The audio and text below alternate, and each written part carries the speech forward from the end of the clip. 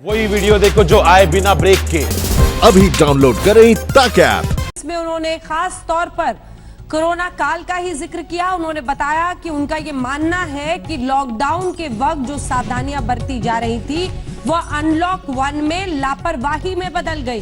प्रधानमंत्री ने पीएम गरीब कल्याण जो योजना है उसमें 80 करोड़ लोगों को मुफ्त जो भोजन है, अनाज है, वो देने की योजना अब नवंबर तक बढ़ाने का ऐलान किया है। हर परिवार को हर महीने 1 किलो चना भी मुफ्त मिलेगा। प्रधानमंत्री ने चलते चलते कहा, आपसे प्रार्थना करता हूं, आपके लिए प्रार्थना करता हूं और यही कहता हूं कि आप सावधानी बरतिए। कई लोग अनलॉक 1 में लापरवाह हो गए हैं। इन तमाम मुद्दों पर चर्चा करते हुए प्रधानमंत्री ने कहा कि हम ईमानदार टैक्सदाता के सामने भी प्रणाम करते हैं। उनकी वजह से जो देश की व्यवस्था है वो मजबूत है। एक राष्ट्र एक राशन कार्ड का भी जिक्र किया। आइए जल्दी से आपको फिर से सुना देते हैं प्रधानमंत्री का ये संबोधन। और ये सारे न जाने क्या क्या होता है, ये मामले बढ़ जाते हैं। ऐसे में मेरी आप सभी देशवासियों से प्रार्थना है कि ऐसे समय अपना ध्यान रखिए। साथियों, ये बात सही है कि अगर कोरोना से होने वाली मृत्यु दर को देखें तो दुनिया के अनेक देशों की तुलना में भारत संभली हुई स्थिति में है। समय पर किए गए लॉकडाउन और अन्य फैसलों ने भारत में लाखों लोगों का जीवन बचाया है। लेकिन हम ये भी देख रहे हैं कि जब से देश में अनलॉक 1 हुआ है, व्यक्तिगत और सामाजिक व्यवहार में लापरवाही जरा बढ़ती ही चली जा रही है। पहले हम मास्क को लेकर, 2 गज की दूरी को लेकर 20 सेकंड तक दिन में कई बार हाथ धोने को लेकर बहुत सतर्क थे। लेकिन आज जब हमें ज्यादा सतर्कता की जरूरत है तो लापरवाही बढ़ना बहुत ही चिंता का कारण है। साथियों, लॉकडाउन के दौरान बहुत गंभीरता से नियमों का पालन किया गया था। अब सरकारों को, स्थानीय निकाय की संस्थाओं को, देश के नागरिकों को फिर से उसी तरह की सतर्कता दिखाने की जरूरत है। विशेषकर कंटेनमेंट जोन्स, उस पर तो हमें बहुत ध्यान देना होगा। जो भी लोग नियमों का पालन नहीं कर रहे हैं, हमें उन्हें टोकना होगा, रोकना होगा और समझाना भी होगा। अभी आपने खबरों में देखा होगा, एक देश के प्रधानमंत्री पर 13,000 रुपये का जुर्माना इसलिए लग गया क्योंकि वो सार्वजनिक स्थल पर मास्क पहने बिना गए थे। भारत में भी स्थानीय प्रशासन को इसी चुस्ती से काम करना चाहिए। ये 130 करोड़ देशवासियों के जीवन की रक्षा करने का अभियान है। भारत में गांव का प्रधान हो या देश का प्रधानमंत्री कोई भी नियमों से ऊपर नहीं है। साथियों, लॉकडाउन के दौरान देश की सर्वोच्च प्राथमिकता रही ऐसी स्थिति न आए कि किसी गरीब के घर में चूल्हा न जले। केंद्र सरकार हो, राज्य सरकारें हो, सिविल सोसाइटी के लोग हों, सभी ने पूरा प्रयास किया कि इतने बड़े देश में हमारा कोई गरीब भाई बहन भूखा न सोए। देश हो या व्यक्ति, समय पर फैसले लेने से, संवेदनशीलता से फैसले लेने से किसी भी संकट का मुकाबला करने की शक्ति अनेक गुना बढ़ जाती है। इसलिए लॉकडाउन होते ही सरकार प्रधानमंत्री गरीब कल्याण योजना लेकर आई। इस योजना के तहत गरीबों के लिए 2.25 लाख करोड़ रुपए का पैकेज दिया गया। साथियों, बीते 3 महीनों में 20 करोड़ गरीब परिवारों के जनधन खातों में सीधे 31,000 करोड़ रुपया जमा करवाए गए हैं। इस दौरान 9 करोड़ से अधिक किसानों के बैंक खातों में 18,000 करोड़ रुपए जमा हुए हैं। इसके साथ ही गांवों में श्रमिकों को रोजगार देने के लिए प्रधानमंत्री गरीब कल्याण रोजगार अभियान तेज गति से आरंभ कर दिया गया है। इस पर सरकार 50,000 करोड़ रुपए खर्च कर रही है। लेकिन साथियों, एक और बड़ी बात है जिसने दुनिया को भी हैरान किया है, आश्चर्य में डुबो दिया है। वो ये कि कोरोना से लड़ते हुए भारत में 80 करोड़ से ज्यादा लोगों को 3 महीने का राशन, यानी परिवार के हर सदस्य को 5 किलो गेहूं या चावल मुफ्त दिया गया।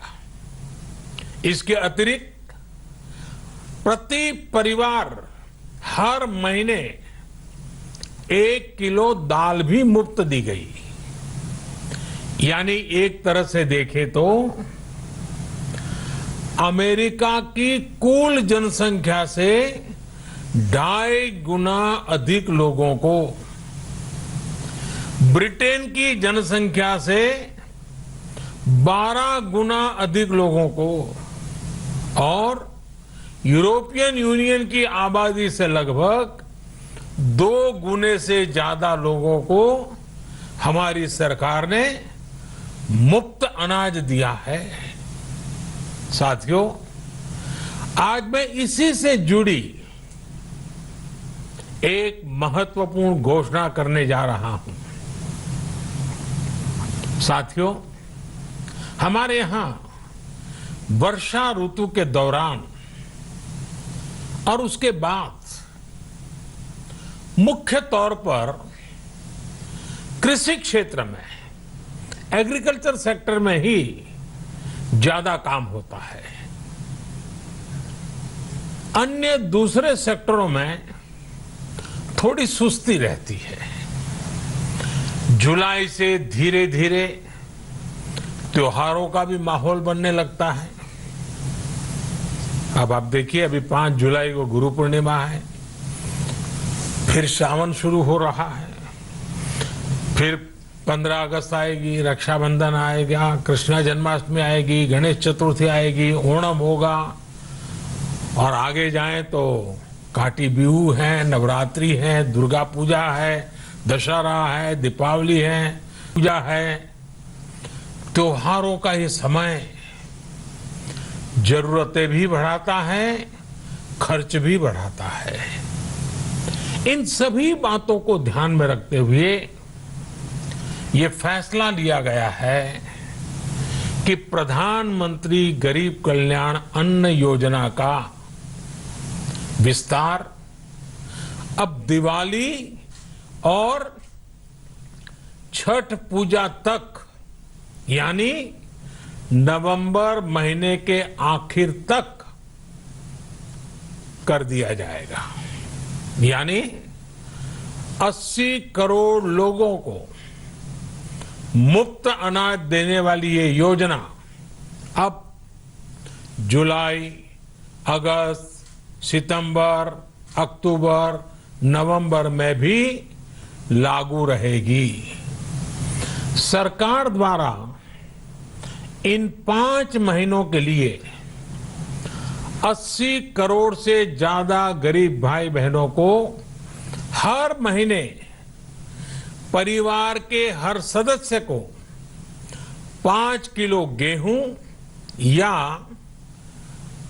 5 किलो चावल मुफ्त मुहैया कराया जाएगा और साथ ही प्रत्येक परिवार को हर महीने 1 किलो चना भी मुफ्त दिया जाएगा। साथियों, प्रधानमंत्री गरीब कल्याण अन्न योजना के इस विस्तार में 90,000 करोड़ रुपए से ज्यादा खर्च होंगे और अगर इसमें पिछले 3 महीने का खर्च भी जोड़ दें तो ये करीब करीब 1.5 लाख करोड़ रुपया हो जाता है। अब पूरे भारत के लिए हमने एक सपना देखा है। कई राज्यों ने तो बहुत अच्छा काम भी किया है। बाकी राज्यों पर भी हम आग्रह कर रहे हैं कि इसको काम को आगे बढ़ाएं। और काम क्या है? अब पूरे भारत के लिए एक राशन कार्ड की व्यवस्था भी हो रही है, यानी एक राष्ट्र एक ration card, 1 nation 1 ration card. इसका सबसे बड़ा लाभ उन गरीब साथियों को मिलेगा जो रोजगार या दूसरी आवश्यकताओं के लिए अपना गांव छोड़ करके कहीं और जाते हैं, किसी और राज्य में जाते हैं। साथियों, आज गरीब को, जरूरतमंद को सरकार अगर मुफ्त अनाज दे पा रही है तो इसका श्रेय प्रमुख रूप से 2 वर्गों को जाता है। पहला, हमारे देश के मेहनती किसान, हमारे अन्नदाता, और दूसरा हमारे देश के ईमानदार टैक्स पेयर। आपका परिश्रम, आपका समर्पण ही जिसकी वजह से देश ये मदद कर पा रहा है। आपने देश का अन्न भंडार भरा है, इसलिए आज गरीब का, श्रमिक का चूल्हा जल रहा है। आपने ईमानदारी से टैक्स भरा है, अपना दायित्व निभाया है, इसलिए आज देश का गरीब इतने बड़े संकट से मुकाबला कर पा रहा है। मैं आज हर गरीब के साथ ही देश के हर किसान, हर टैक्स पेयर का हृदय से बहुत बहुत अभिनंदन करता हूं, उन्हें नमन करता हूं। साथियों, आने वाले समय में हम अपने प्रयासों को और तेज करेंगे। हम गरीब, पीड़ित, शोषित, वंचित हर किसी को सशक्त करने के लिए निरंतर काम करेंगे। हम सारी एहतियात बरतते हुए इकोनॉमिक एक्टिविटीज को और आगे बढ़ाएंगे। हम आत्मनिर्भर भारत के लिए दिन रात एक करेंगे। हम सब लोकल के लिए वोकल होंगे। इसी संकल्प के साथ हम 130 करोड़ देशवासियों को मिलजुल करके संकल्प के साथ काम भी करना है, आगे भी बढ़ना है। फिर से एक बार मैं आप सबसे प्रार्थना करता हूं, आपके लिए भी प्रार्थना करता हूं, आपसे आग्रह भी करता हूं, आप सभी स्वस्थ रहिए, 2 गज की दूरी का पालन करते रहिए, गमछा, फेस कवर, मास्क ये हमेशा उपयोग कीजिए। कोई लापरवाही मत बरतिए। इसी आग्रह, इसी कामना के साथ मैं आप सभी को बहुत बहुत शुभकामनाएं देता हूं। धन्यवाद। तो लगभग 16 मिनट का प्रधानमंत्री का ये संबोधन जो आपने सुना है, तमाम मुद्दों पर चर्चा करेंगे। डॉक्टर संबित पात्रा, राष्ट्रीय प्रवक्ता भारतीय जनता पार्टी के हमारे साथ जुड़ रहे हैं। अभय दुबे जी, कांग्रेस पार्टी के राष्ट्रीय प्रवक्ता हमारे साथ जुड़ रहे हैं। आलोक मेहता जी, वरिष्ठ पत्रकार हमारे साथ हैं, और आशुतोष जी हमारे साथ चर्चा में शामिल हो रहे हैं। हमारे साथ रक्षा विशेषज्ञ के तौर पर भी पूरी चर्चा में शामिल होंगे lieutenant general retired Shankar Prasad ji, आपका भी स्वागत है। सबसे पहले संबित पात्रा जी, आपके साथ शुरुआत करते हुए, क्या मूल माने? हम लोगों का यह मानना था कि कोरोना के साथ साथ शायद चीन का भी जिक्र हो। प्रधानमंत्री ने कोरोना पर आज तमाम बातें कही हैं और कहा है कि कैसे वो योजनाएं जिनके जरिए इस आर्थिक विषमता का जिसका सामना देश में गरीब कर रहे थे, उसको हम आगे ले जा रहे हैं नवंबर के महीने तक, और छठ पूजा का भी जिक्र कर दिया। क्यों संबित पात्रा जी? देखिए अंजना जी, पहले तो जो पहला सेंटेंस में कहूंगा वो होगा धन्यवाद नरेंद्र मोदी जी। मैं जानता हूं यहाँ रक्षा विशेषज्ञ भी बैठे हुए हैं और सबकी इच्छा थी कि शायद चीन के ऊपर कुछ कहा जाएगा और हम एक गर्मा गर्म डिबेट भी करेंगे। खैर, हम गर्मा गर्म डिबेट तो करेंगे, हर डिबेट गर्मा गर्म ही होती है। मगर अंजना जी एक बात सोचिए जरा, मतलब जहां हम यहाँ, मैं आशुतोष जी के ऊपर भी चढ़ बैठता, आशुतोष जी मेरे ऊपर चिल्लाते या फिर रक्षा विशेषज्ञ चीन को समझाते। आप एक बात समझिए, देश में 2/3 जनता, 80 करोड़ जनता, मतलब 2/3 जनता ऐसी है, आज उनके घर में एक तरह से बहुत बड़ी शांति महसूस हुई होगी, क्योंकि 26 मार्च 2020 को प्रधानमंत्री गरीब कल्याण योजना, इसकी अनाउंसमेंट प्रधानमंत्री जी ने पहली बार किया था। उसके बाद 5 प्रेस कॉन्फ्रेंसेस निर्मला सीतारमण जी के हुए थे, और उसके अंतर्गत एक कंपोनेंट था प्रधानमंत्री गरीब अन्न योजना, जिसमें प्रत्येक परिवार को जो भी राशन कार्ड के अंतर्गत एंटाइटलमेंट होती थी उसको दुगुना कर दिया गया था कि 2.5 किलो मिलता था तो 5 किलो मिलेगा और मुफ्त मिलेगा, और उसके साथ प्रोटीन रिक्वायरमेंट बनी रहे। इसके कारण से प्रत्येक परिवार को 1 केजी पल्स अर्थात 1 केजी दलहन या दाल भी दिया जाता था। 3 महीने होने को आए, अब वो परिवार सोच रहा होगा अब कैसे क्या होगा, मगर आज 2/3 हिंदुस्तान के लोग, हम तो चीन के बारे में भी डिबेट करेंगे भी, आपका 5 बजे 6 बजे होगा ही, मगर वो 2/3 जनता आज, आप सोचिए उनके चेहरे पर आज एक मुस्कुराहट आ गई होगी कि 8 महीनों के लिए हमारी चिंता प्रधानमंत्री नरेंद्र मोदी जी ने और इस देश ने किया है। और मोदी जी ने कहा है ये पैसा किसका है? ये तुम्हारा पैसा है। किसानों ने इसके लिए खून पसीना बहाया है, एक किया है। टैक्स पेयर ने, चाहे यहां बैठे आपके जो गेस्ट्स हैं, ये जितने गेस्ट हैं, और खुद आप अंजना जी और आपके चैनल के तमाम कर्मचारी, मेरे सामने जो कैमरा पर्सन भाई बैठे हुए हैं, इन सभी ने टैक्स दिया है, और इस टैक्स के पैसे से जो सबसे जरूरतमंद व्यक्ति है उसके घर का राशन मिलेगा। मुझे लगता है ये भावुक क्षण भी है, महत्वपूर्ण क्षण भी है, और 80 करोड़ लोगों के घर में आज वो सब कुछ बोल के ये डिस्कशन कर रहे होंगे, चलो कम से कम 8 महीने ये हमारे सही तरीके से चलेंगे और छठी मैया की पूजा करने के बाद सब कुछ बढ़िया हो जाएगा। भावुक हो गए हैं संबित पात्रा जी, उस 80 करोड़ जनता के लिए जो प्रधानमंत्री ने जो गरीब कल्याण योजना है उसको आगे का अनाउंसमेंट किया है। अभय दुबे जी, आपको भी लगता है कि उत्थान होगा? और जो प्रधानमंत्री ने कहा है उस पर आपकी प्रतिक्रिया? हाँ, ही भावुकता का क्षण है। पूरा देश आज भाव विभोर हो गया प्रधानमंत्री जी की इस घोषणा से। प्रधानमंत्री जी, अपेक्षा क्या थी आप जानते हैं? आपने पेट्रोलियम प्रोडक्ट पर टैक्स लगाकर और महंगाई भत्ते को कर्मचारियों के कम करके 2,70,000 करोड़ रुपए अतिरिक्त अर्जित किए। और आप दे क्या रहे हैं प्रधानमंत्री जी? ये संबित पात्रा जी को एक्ट जानना चाहिए जो 2013 में कांग्रेस की सरकार लाई थी, जिसमें 80 करोड़ लोगों को, अंजना जी, ऑलरेडी 3 रुपए में चावल और 2 रुपए किलो में गेहूं दिया जा रहा था। तो प्रधानमंत्री जी का नया कंट्रीब्यूशन क्या है? प्रधानमंत्री जी का एक व्यक्ति के लिए कंट्रीब्यूशन है 15 रुपए चावल में और 10 रुपए गेहूं में, मतलब 25 रुपए प्रति माह का एक व्यक्ति को कंट्रीब्यूशन, एक परिवार को 125 रुपए का कंट्रीब्यूशन। संबित पात्रा जी, और भावुक हो गए आप इसमें? कितनी शर्मनाक बात है।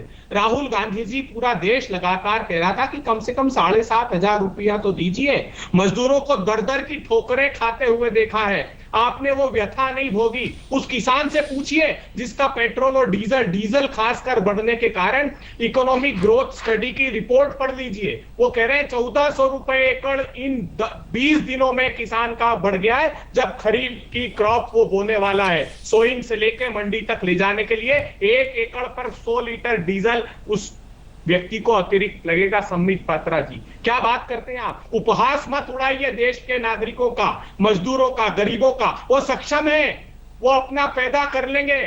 आप तो जो आपने जनता की जेब पर डाका डाल के अर्जित किया है उसको वापस जनता को दे दीजिए, इतना ही यही आग्रह कर रहे हैं। 20 लाख करोड़ रुपए 6 साल में आपने पेट्रोलियम प्रोडक्ट पर कर लगा करके अर्जित कर लिया है। 820% आपने डीजल पर अतिरिक्त लिया और 258% पेट्रोलियम प्रोडक्ट पर अतिरिक्त लिया, जबकि कांग्रेस की सरकार में 1,46,000 करोड़ रुपए का सब्सिडी का बर्डन था। 2017 को धर्मेंद्र प्रधान जी का ट्वीट देख लीजिए अंजना जी, उन्होंने कहा कि हम डायनामिक फ्यूल प्राइसिंग पॉलिसी लागू कर रहे हैं। उनसे पूछा है महिला ने कि क्यों, ऐसा क्या फायदा है? तो उन्होंने कहा अंतरराष्ट्रीय बाजार में जिस क्षण क्रूड ऑयल के प्राइस कम होंगे हम सीधा का सीधा जनता को दे देंगे। अब ये नए जमाने की सरकार है। क्या हुआ साहब? देश बहुत अपेक्षाएं लिए हुए है प्रधानमंत्री जी, मुसीबत के समय मदद कीजिए। सिर्फ आप ये टेलीविजन पर आकर ये और संबित पात्रा जी को भावुक मत कीजिए, वो भूख मिटाइए देश के लोगों की। ये सर्व भावुकता के क्षण समाप्त हो गए। ठीक है, संबित जी जवाब देना चाह रहे हैं, लेकिन एक सेकंड संबित जी, जरा रुक जाइए। तेजस्वी यादव अभी प्रतिक्रिया दे रहे हैं प्रधानमंत्री के संबोधन पर, मैं लौट रही हूँ। सरकार में बैठे हुए लोगों को कोरोना से लड़ना चाहिए, तो ये लोग अपनी चुनावी तैयारी कर रहे हैं। इनको चुनाव की चिंता है, ना कि लोगों की चिंता है। वेंटिलेटर्स की कमी है। अभी भी आप देखिएगा कई डॉक्टर्स, कई पुलिसकर्मी कोरोना पॉजिटिव हो गए हैं। और कहीं भी शहर में, गांव में, कहीं भी चले जाइए, कहीं भी कोई ऐसा एहसास ही नहीं हो रहा कि कोरोना कोई बीमारी थी। अगर नरेंद्र मोदी जी अच्छे से पता करें, समीक्षा करें, देखें, तो बिहार को अगर अडॉप्ट कर लेंगे तो लगेगा कि कोरोना जो था एक इतिहास था। अब बल्कि जब लाखों की संख्या में जब पॉजिटिव पाए जा रहे हैं, तब सारी चीज़ें जो हैं छोड़ दी गई हैं, एकदम लूज कर दिया गया है। तो हम लोग तो लगातार इस चीज़ को कहते रहे कि मुख्यमंत्री तो 90 दिन से बाहर निकले ही नहीं थे। निकले भी एक जगह तो पर्दा लगवा करके निकले, तो हकीकत कैसे पता चलेगा? तो आप लोग क्या चाहते हैं प्रधानमंत्री जी से कि जो कोरोना को लेकर जो कदम उठा रहे हैं उसमें क्या ऐसा मॉडिफाई करें? क्या बिहार क्योंकि सबसे, हम तो वही कह रहे थे ना, सबसे पहले तो अपने सहयोगी मुख्यमंत्री को ये बताते हैं, जानकारी देते हैं और उनसे पूछते हैं कि भाई बिहार की स्थिति बताओ क्या है। एक दिन आए प्रधानमंत्री जी, घूमे, देखे बिहार में क्या हो रहा है, पता चलेगा। एक और अंतिम सवाल कि जिस तरीके से चाइना का ऐप बंद किया गया है 59, उसको लेकर क्या कहेंगे? देखिए, एक ऐप बंद किया गया है, ये कदम जो है ठीक है, लेकिन इसको और थोड़ा पहले कर दिया जाता तो ज़्यादा बेहतर होता। ठीक है संबित जी, आप दोनों की बातों का जवाब दे दीजिए। अभय दुबे जी भी जो कह रहे थे, और जल्दी से तेजस्वी यादव, उनको सीधे सीधे चुनावी प्रचार दिखा इसमें, क्योंकि प्रधानमंत्री ने छठ पूजा का भी जिक्र किया। प्रधानमंत्री जी ने केवल छठ पूजा का ही नहीं, हर प्रत्येक राज्य में जो जो भी पूजा पर्व आने वाले हैं सबका जिक्र किया है। और केवल छठ पर्व देख रहे हैं यहाँ पर। हाँ बिल्कुल, छठ पर्व बहुत महत्वपूर्ण है, दिवाली के बाद आता है, तो इसमें क्या बुराई हो गया, छठ का नाम ले लिया तो। दूसरी बात देखिए अंजना जी, सपोज करिए प्रधानमंत्री आकर अभी कहते कि देखिए भंडार भरे हुए हैं और अभी 5 दिन के लिए सोने की वर्षा होगी, सोने की मुद्रा जो है आसमान से बरसेंगे, तो भी ये कांग्रेस वाले निकलकर बोलते कि सोना क्यों बरसेगा, हीरा क्यों नहीं बरसाया, ये प्रधानमंत्री बेकार है। अच्छा। ये सोना बरसाना ठीक नहीं है, हीरा नहीं, एक सेकंड रुक जाइए। देखिए कभी आपको क्या लगता है ये खुशी खुशी बोलेंगे प्रधानमंत्री जी ने अच्छा काम कर दिया? ये बोल रहे थे 5 केजी गेहूं से, 5 केजी चावल से, ये 1 केजी, अबे जी मैं आपके बीच में नहीं बोल रहा था, 5 केजी चावल से, 5 केजी गेहूं से, 1 केजी ये चना से, 1 केजी दाल से क्या हो जाएगा? हाँ ठीक है, ये आपने मुझे ये भी कहा कि आपने तो व्यथा सही नहीं है, सारी व्यथा राहुल गांधी और गांधी परिवार ने सहा है। हाँ सही बात है, उनके लिए 5 केजी चावल, 5 केजी गेहूं। और सर मैं आपके बीच में नहीं बोल रहा था, मैं भावुक होकर नहीं बोल रहा हूं, मैं बिल्कुल सही बोल रहा हूं, शांति से सुन लीजिए, चिल्लाने की कोई आवश्यकता नहीं है। थोड़ा सा कटसी रखिए, गरीबों की बात हो रही है। बिल्कुल आप आराम से अभी मन में सोचिए, अभी मन में सोचिए, 1 सेकेंड अभी मन में सोचिए, थोड़ी देर बाद आप आराम से बोलिएगा, मैं आपके बीच में नहीं बोल रहा था, शांति से। सर लिख लीजिए पॉइंट्स को। देखिए अंजना जी, इन्होंने कहा आप लोगों ने व्यथा नहीं सहा है, जो व्यथा सहता है वही जानता है। मैं आपको बता दूं, कोई राहुल गांधी जी ने ये एक दिन जाके वहां पर जो ड्रामा किया था फुटपाथ पे बैठे, उससे व्यथा के बहुत बड़े मालिक नहीं बन गए। आप मन में सोचिए, अंजना जी को जरा कहिए कि इस प्रकार से। अबे जी मैं भी, अबे जी याद रखिए आप स्काइप पे हैं तो मैं कैमरे पे हूं, आपके बीच में बोल सकता हूं। प्लीज अबे जी। मैं बिल्कुल पूरा कर रहा हूं और बहुत शिद्दत के साथ। तुरंत वहां से तेजस्वी जी निकल के आके बोलते हैं कि अभी लॉकडाउन तो सब खुल गया है, यहाँ पर तो सब कुछ, अरे लॉकडाउन करो तो यही लोग ना बाइट दे रहे थे क्यों लॉकडाउन किया है, कि लॉकडाउन करके सब बेकार कर दिया, ये काहे का हमरा सब मजदूर लोग जो है वो काम छीन गया, यही ना बोल रहे थे तेजस्वी यादव। अब जब लॉकडाउन हट गया है तो बोल रहे हैं काहे को हटा दिया है। मतलब इधर से भी खराब उधर से भी खराब, इनका कुल मिला के काम है हर चीज में खराब बोलना है। एक बाइट मुझे दिखा दीजिए जब इन्होंने 5 महीने में कोई अच्छी चीज बोली हो। 80 करोड़ लोगों को मुफ्त राशन मिलेगा 8 महीने के लिए। प्रशंसा थोड़ी करेगा देखिए इनसे पच नहीं अंजना जी, विपक्ष नहीं प्रशंसा ना करे। हाँ। प्रशंसा ना करे, कम से कम शब्दों के चयन को तो ढंग से रखे। ठीक है आलोक जी एक बार बोलना चाह रहे हैं। आऊंगी आलोक जी। देखिए अंजना जी, जिस तरह से ये घोषणा की गई है, मैं समझता हूँ कि हमारी आपकी सबकी चिंता सबसे बड़े उन गरीबों की है जो दिल्ली में रहने वाले। मैं इसको यदि माने, अभय जी तो बहुत समझदार हमारे मित्र हैं। देखिए यदि गरीब आदमी के लिए अनाज सबसे बड़ा एक संकट उनको लगता है कि ये हमें इतना खाना मिल जाए, उनके बच्चे हैं, गरीब लोगों के काम भी मजदूरी पे भी जाता है, तब भी अनाज इतना सुरक्षित हो जाए।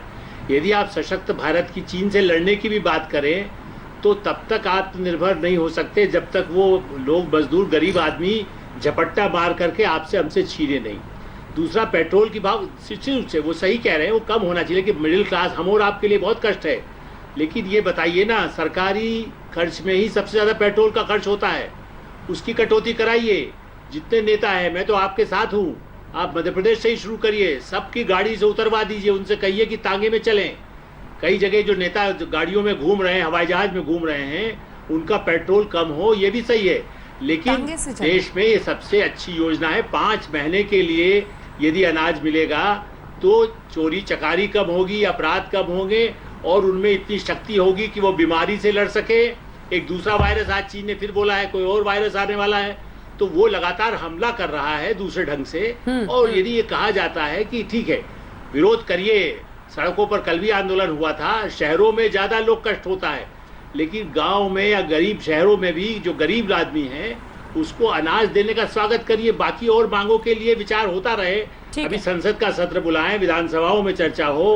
आप राज्यों का टैक्स कम करा दीजिए, महाराष्ट्र में, मध्य प्रदेश, जहाँ जहाँ राज्य में, आपकी छत्तीसगढ़ में, पंजाब में। जनरल प्रसाद से जल्दी से प्रतिक्रिया ले लेते हैं, ब्रेक का टाइम हो रहा है। स्वागत होगा। जी आदर्श रखना चाहिए। जनरल प्रसाद थोड़ा सा रुक जाइए अभय जी प्लीज, 2 पैनलिस्ट बचे हुए जल्दी से। जनरल प्रसाद, क्या आप ये उम्मीद कर रहे थे कि प्रधानमंत्री आज चीन पर भी बोलेंगे?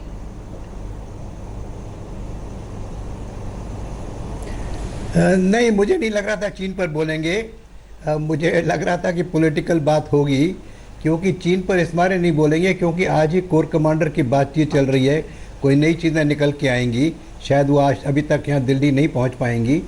तो बेसिकली मेरे को तो यही लग रहा था कि शायद कुछ नहीं बोलेंगे और वही हुआ, उन्होंने कुछ नहीं बोला।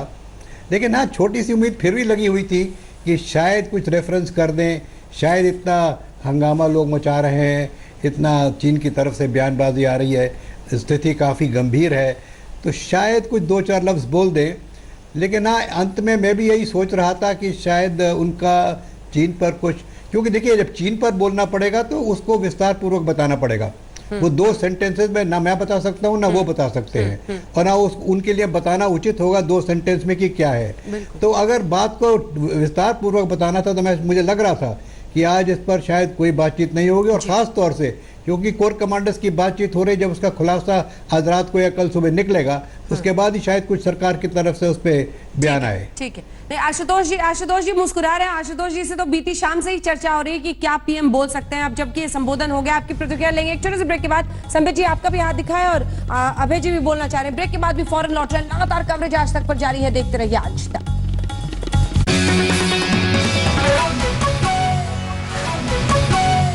नमस्कार, मैं हूं अंजना ओम कश्यप। हमें उम्मीद है ये वीडियो आपको पसंद आया होगा। लेटेस्ट खबरों के लिए यूं ही देखते रहिए आज तक, और इस वीडियो के पसंद आने पर लाइक, शेयर एंड सब्सक्राइब करना ना भूलें।